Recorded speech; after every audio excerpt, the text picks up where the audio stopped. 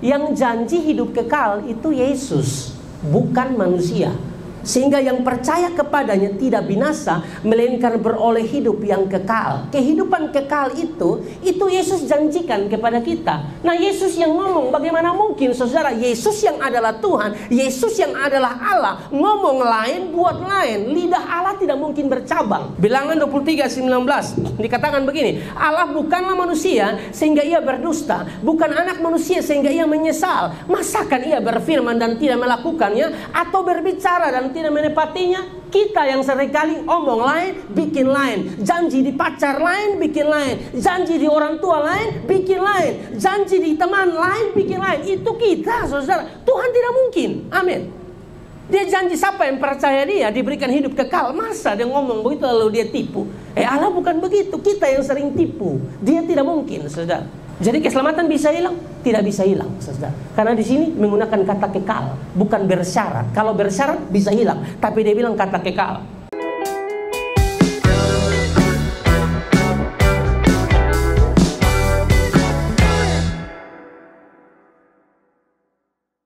Yang kedua, ada apa dengan cinta? Ada cinta yang diwujudkan atau dibuktikan. Yohanes 3:16 bagian B, frasa kedua. Karena begitu besar kasih Allah akan dunia ini, sehingga ia telah mengaruniakan anaknya yang tunggal. Perhatikan, kata sehingga, saudara, dalam kamus besar bahasa Indonesia adalah kata penghubung yang menandai akibat. Sekali lagi, saudara, kata sehingga dalam kamus besar bahasa Indonesia itu adalah kata penghubung yang menandai akibat, saudara. Jadi ayat selanjutnya, sehingga ia telah mengaruniakan anaknya yang tunggal, itu tuh akibat. Akibat dari apa? Akibat dari kasih Allah ini. Karena begitu besar kasih Allah akan dunia ini. Mana bukti kasih Allah kepada dunia? Lalu dia bilang, sehingga ia mengaruniakan anaknya yang tunggal.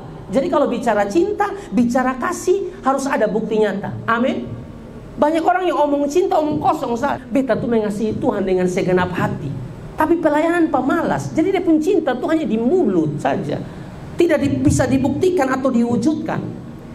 Seseorang akan disebut mengasihi pada saat ia mampu mewujudkannya atau membuktikannya. Itu baru orang yang mengatakan dirinya orang yang mengasihi Tuhan, mengasihi sesama. Lagian juga kita bisa mengasihi Tuhan, mengasihi sesama karena Allah terlebih dahulu mengasihi kita, kan saudara-saudara? Jadi begitu. Cinta itu harus diwujudkan, cinta itu harus dibuktikan, saudara. Karena prinsip kasih dalam Natal itu jelas, saudara. Tidak sekedar kata, tapi action, tindakan nyata. Yohanes 3:16, ya, frasa 1-2, bagian A dan bagian B. Karena begitu besar kasih Allah akan dunia ini, sehingga ia mengaruniakan, ya. Mulai dari kata sehingga ia mengaruniakan anak yang tunggal, itu menunjukkan bukti Allah, kasih Allah kepada kita. Yohanes 3 ayat yang ke-16 bicara kasih Allah dan bukti kasih Allah. Karena banyak orang hanya ngomong tentang kasih tapi tidak bisa dibuktikan. Kawan susah son pernah bantu. Pulang dari ibadah youth, lihat kawan tolak motor, dia hanya bilang begini, yang kuat tidak bisa begitu, saudara. Dia tuh lagi kehabisan bensin pertalite dan dia butuh uang, Anda kasih, kok dia bisa isi di jalan. Bukan, dia tidak butuh, Anda bilang yang kuat, dia juga kuat. Kok dia masih muda, dia juga bisa dorong. Iya toh, dia tidak butuh, Anda bilang yang kuat, dia butuh uang. Kasih pinjam dia doi toh. Tapi kalau hanya 15.000 saja minta kembali, lebih kasih. Ini kakak, ini sayang kalau sama-sama perempuan. No. Kalau laki-laki bilang sayang, curiga. Oh. Kalau perempuan itu biasa. Ya toh, ini cin, biasa dong begitu. Itu namanya kasih yang nyata, kasih yang dibuktikan, saudara. Jadi kalau bicara tentang kasih, memang kita harus belajar bukan dari dunia, belajar langsung dari pihak sorga. Karena dia omong kasih, Allah omong kasih, tapi ada pembuktian. Siapa? Yesus datang ke dalam dunia, itu bukti. Jadi ada apa dengan cinta? Ada apa dengan kasih? Ada cinta yang diwujudkan atau dibuktikan. Cinta itu mesti begitu, buktikan cintamu. Kalau anaknya saja dia berikan untuk saya dan saudara, saudara jangan ragu untuk hal-hal yang lain. Masa depan, jodoh, pekerjaan.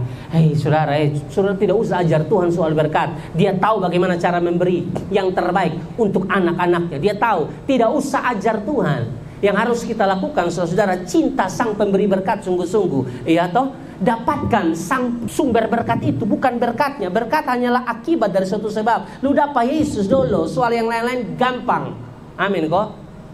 Kalau kita bilang begini, saudara, dalam Roma 8 ayat 32, ya, ia yang tidak menyayangkan anaknya sendiri, tetapi yang menyerahkannya bagi kita semua, bagaimanakah mungkin ia tidak mengaruniakan segala sesuatu kepada kita bersama-sama dengan dia? Dipu anak saya kasih, apalagi hanya sekedar makan, minum, pakai jodoh, gampang, saudara. Saudara ragu dengan Tuhan, saudara khawatir dengan ini hidup. Aduh, saudara sedang menyembah Tuhan yang hidup, bukan Tuhan yang mati. Saudara sedang menyembah Tuhan yang mendengar setiap keluh kesahmu, setiap doamu. Dia bukan Tuhan yang tuli. Amin. Dia dengar doamu. Dia pasti tolong kamu. Saudara diberkati oleh Tuhan. Mari kita evaluasi diri kita. Bagaimana dengan kasih kita? Mungkinkah kasih kita hanya sekedar kata dan tidak diwujudkan? Jika demikian, belajarlah dari Yesus yang mengasihi kita dengan tulus. Ada satu cerita.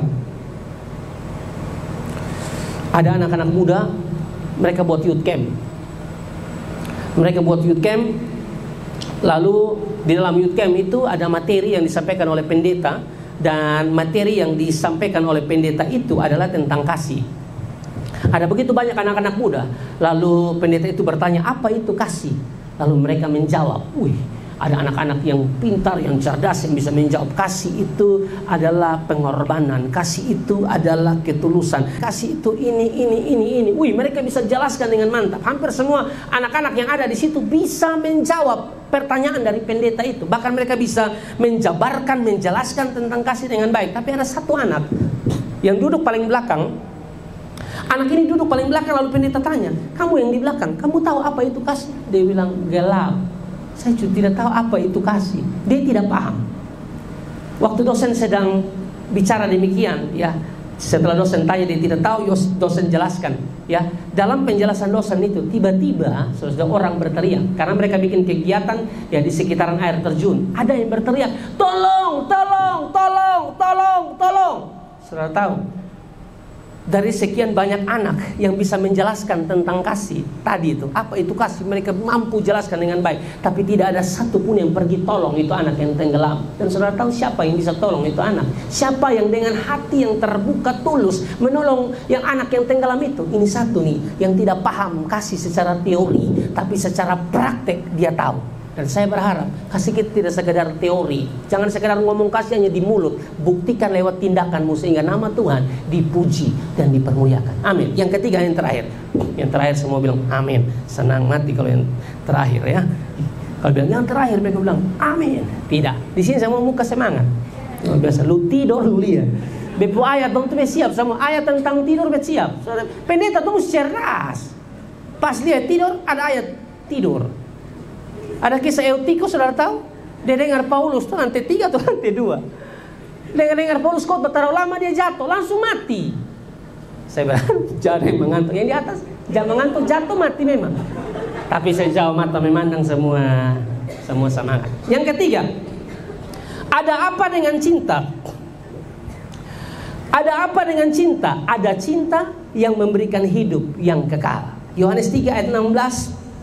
Frasa ketiga, bagian C, karena begitu besar kasih Allah akan dunia ini, sehingga ia telah mengaruniakan anaknya yang tunggal, supaya setiap orang yang percaya kepadanya tidak binasa, melainkan beroleh hidup yang kekal.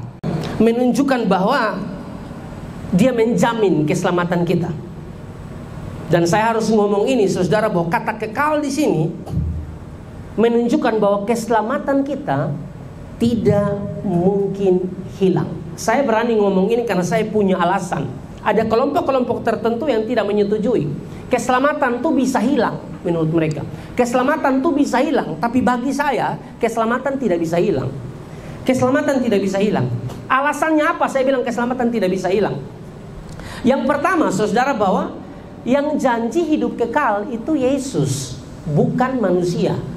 Amin kok. Sehingga yang percaya kepadanya tidak binasa, melainkan beroleh hidup yang kekal. Kehidupan kekal itu Yesus janjikan kepada kita. Nah, Yesus yang ngomong, bagaimana mungkin saudara, Yesus yang adalah Tuhan, Yesus yang adalah Allah, ngomong lain, buat lain. Lidah Allah tidak mungkin bercabang.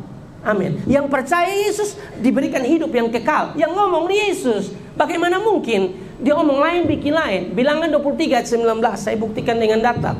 Bilangan 23 ayat 19 dikatakan begini, Allah bukanlah manusia sehingga ia berdusta, bukan anak manusia sehingga ia menyesal. Masakan ia berfirman dan tidak melakukannya, atau berbicara dan tidak menepatinya? Kita yang seringkali omong lain, bikin lain. Janji di pacar lain, bikin lain. Janji di orang tua lain, bikin lain. Janji di teman lain, bikin lain. Itu kita, saudara. Tuhan tidak mungkin. Amin.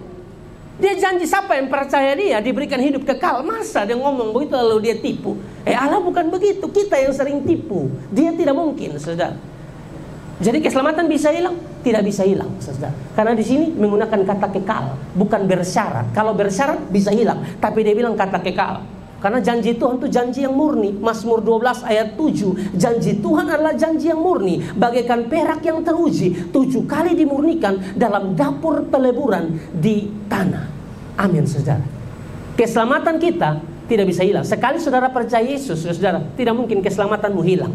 Kalau tiba-tiba Anda menemukan satu teman yang kelihatan percaya Yesus, tapi akhir hidupnya kau tahu bahwa dia hidup itu tidak sesuai itu. Dia bilang dia cinta Tuhan, tapi dia perbuatan tidak selaras dengan percayanya dia kepada Tuhan. Ya berarti memang dari awal dia tidak percaya tuh, dia pura-pura, atau Tuhan tidak pilih dia untuk selamat.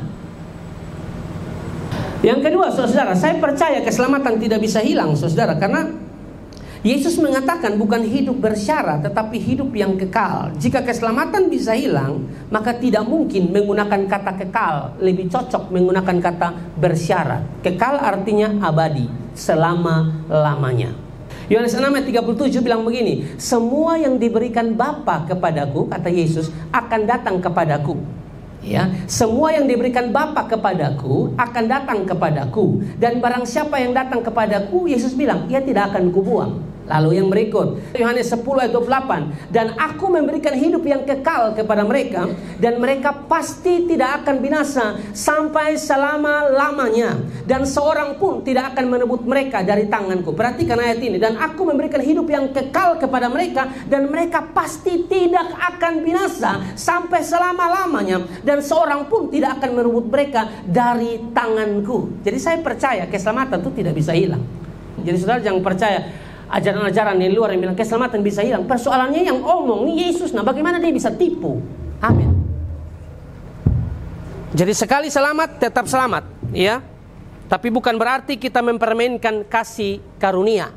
Mereka selalu bilang begini, ajaran tentang sekali selamat tetap selamat, saudara, atau keselamatan tidak bisa hilang, itu bikin bodoh orang. Menurut saya itu bukan bikin bodoh orang. Ajaran ini tidak ada suruhan sekali selamat tetap selamat, jadi lu harba biru. Tidak bisa begitu. Tidak bisa begitu. Justru kita tahu sekali selamat tetap selamat, kita pun hidup terus berkenan di mata Tuhan. Amin kok, saudara. Karena banyak orang yang mengaku mengenal Allah, tapi dengan perbuatan mereka menyangkal. Titus pasal 1 ayat yang ke-16 bilang begini, mereka mengaku mengenal Allah, tetapi dengan perbuatan mereka menyangkal dia. Mereka keji dan durhaka dan tidak sanggup berbuat sesuatu yang baik. Nah berarti memang dari awal kamu bukan orang percaya. Orang percaya sejati tidak mungkin begini. Apa yang dia omong sesuai dengan tindakannya. Ada integritas. Integritas adalah keselarasan antara apa yang saudara ucapkan dan apa yang saudara lakukan. Itu integritas. Amin, saudara. Dan saya percaya orang-orang yang diselamatkan oleh Tuhan pasti menunjukkan hal itu. Hanya ini yang saya bisa sampaikan buat saya dan saudara. Ada apa dengan cinta? Ada cinta yang besar. Ada apa dengan cinta? Ada cinta yang diwujudkan atau dibuktikan. Ada apa dengan cinta? Ada cinta yang memberikan kehidupan yang kekal. Bagi siapa? Bagi saudara dan saya yang percaya kepadanya. Kasih tepuk tangan yang meriah buat Tuhan Yesus Kristus.